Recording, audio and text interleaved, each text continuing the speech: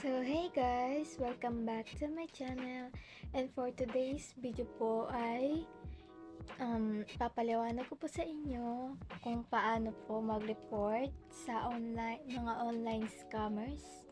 So, mga example po dito is lalo na po kapag mahilig po kayo mag-Facebook. Ayan.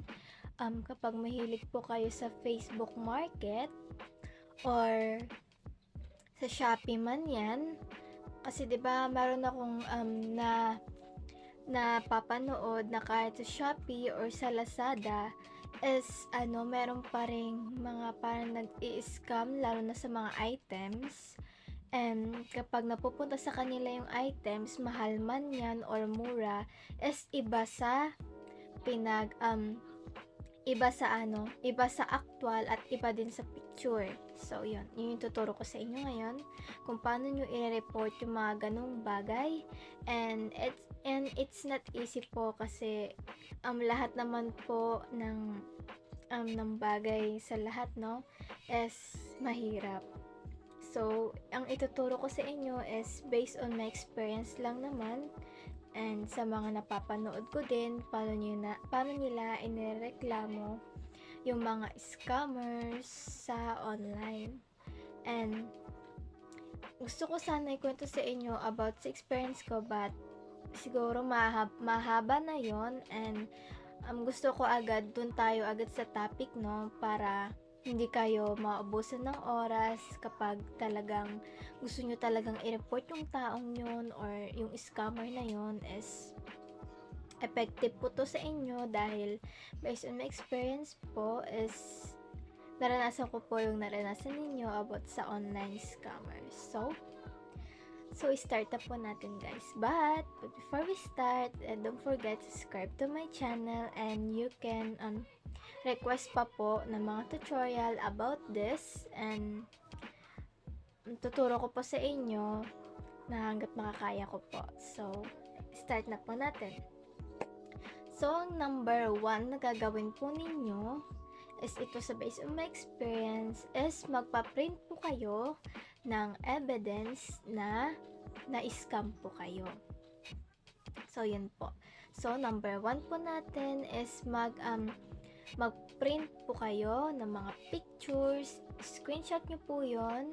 And kapag video naman po, mas maganda screenshot nyo na din yon or ipa-USB nyo para kapag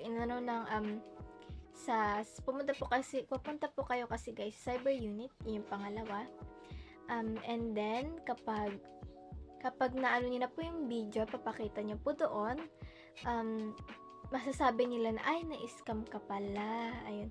Ay, yung item pala na pinadala sa'yo ay iba sa picture. So, ganun.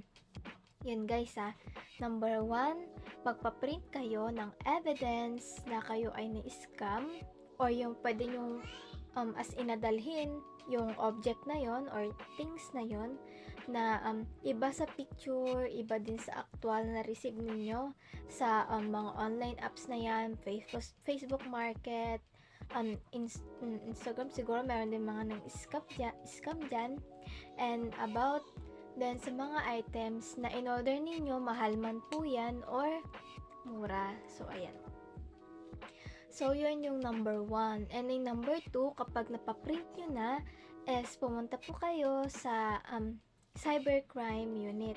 Ang cybercrime po kasi is part po yan ng NBI na tutulong po sa inyo paano nila isusolve yung problema ninyo. But guys, hindi lang isa ang punta po ninyo doon. It depends po sa inyong situation. And you know naman po, a lot of different scammers in the world. So, merong investment scam, merong online scam sa mga things na in-order nyo online, or meron din namang scam na about sa pahulugan, ganon. Or yung scam na, love scam, mga ganyan. Maraming scam guys sa lahat ng mundo, and hindi lang naman kayo guys ang iisa na inaasikaso nila. So, based on my experience, ang tagal po ng sakin kaya hindi ko na po tinuloy yung case ko po. kasi I have a lot things to do and hindi lang naman kasi ako guys ang hinahandle nila. So, hinayaan ko na yung nag-scam sa akin and para sa akin, bahala na lang yung karma sa kanila na pumunta at para na rin siguro wala nang masyado akong yung iniisip na gulo na pupunta ako doon, tapos pupunta ulit. Kasi guys, marami akong nakausap na tungkol sa mga scam, na iba't ibang scam. So, yung iba dun guys, 3 days na bumabalik. Yung iba guys, 1 linggo na bumabalik. And all about online sa transactions is goods po sa cybercrime unit. So, kung na-hack man ang Facebook ninyo, pasok po yan. Basta guys, papahalaanin ko lang is kapag na-scam po kayo sa GCash, di ba online transaction din yan, guys, mag-screenshot kayo guys ng prove na nag-send kayo ng pera dun sa scammer. And guys, wag nyo pong buburahin, no? Kasi i-check po yan na mag-a-assist sa inyo, sa inyong phone, na conversation ninyo. Mas maganda guys, i-print nyo na, no? Kasi kapag sa phone pa kasi mamaya may mabasa pa yung mag-a-assist sa inyo, yung private conversation ng ang kamag-anak ninyo or yung mga jowa ninyo. Mas maganda guys na kaya number 1 tip po sa inyo, ipaprint nyo na guys sa mga evidence. So yun guys, no? And yung pangatlo is magdala po kayo ng valid ID, nagpapatunay na kayo po mismo ang na-scam. Ayun. Mas maganda guys, no? Ipaliwanag ninyo, detail ninyo yung nangyari and magdala po kayo ng kahit isa or dalawang valid ID kasi hinihingi po yan ng cybercrime unit na nagpapatunay na identity ninyo. But guys, is syempre tatanungin kayo kung bakit kayo na-scam, anong unang conversation ninyo na nang-scam sa inyo. And last is dapat may permission po kayo ng GCash. Ibig sabihin, may permission po kayo ng GCash na ipa-investigate yung nangyari sa inyo. So, number 1 guys, ang tip ko pag na-scam po kayo sa GCash or yung katransaction po ninyo na nag-scam sa inyo ay nagbigay ng number ng GCash is pumunta po kayo sa chatbot po ng GCash tapos i-type nyo lang guys na scam kayo.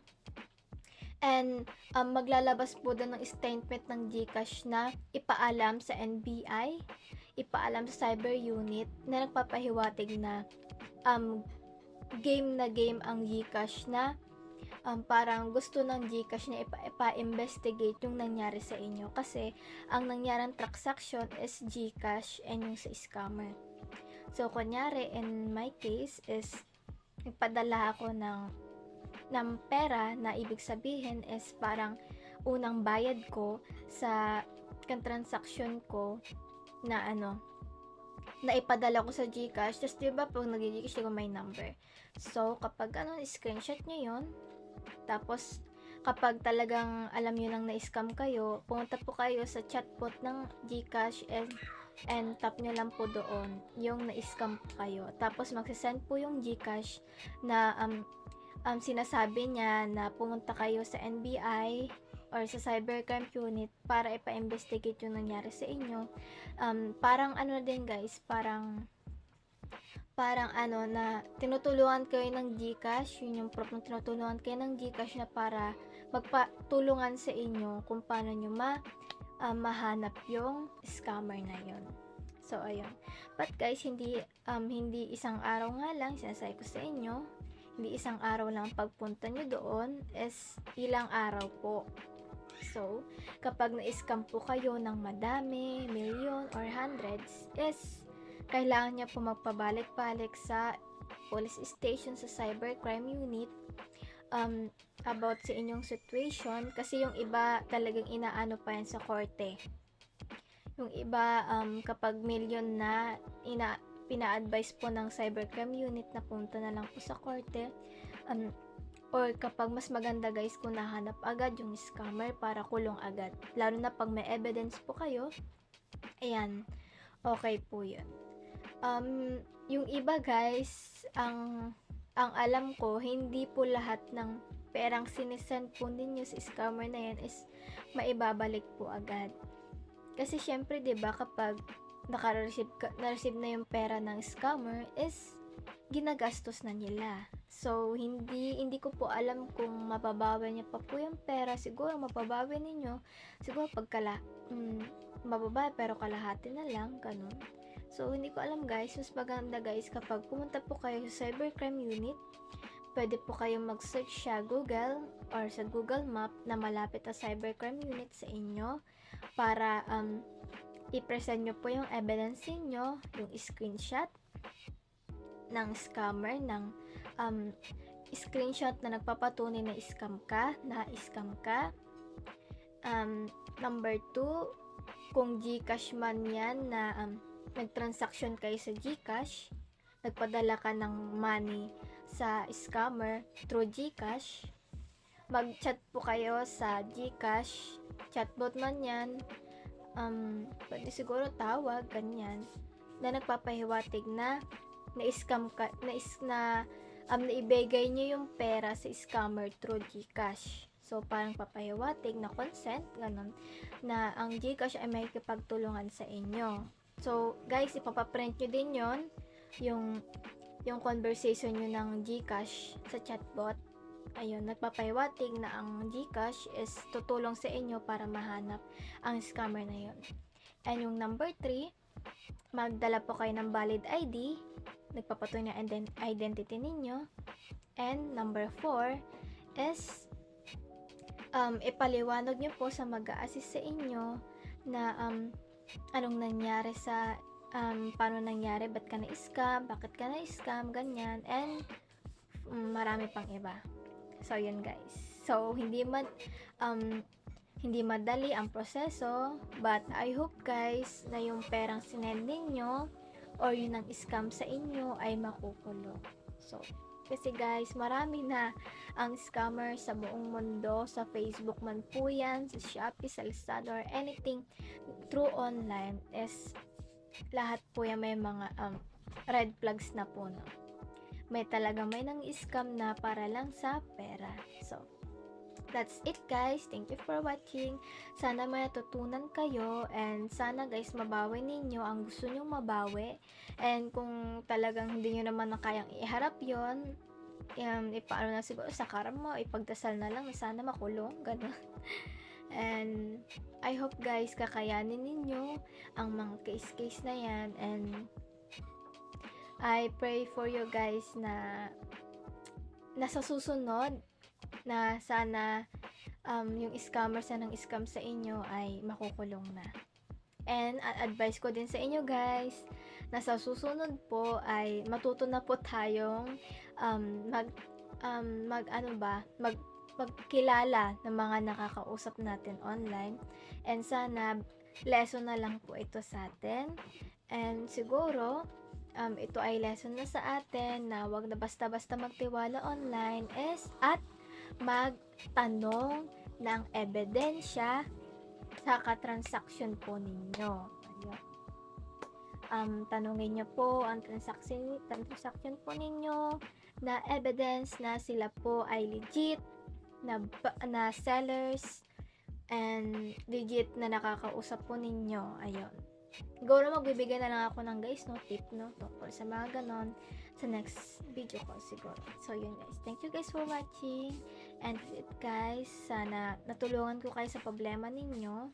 So ayun, that's it guys, bye.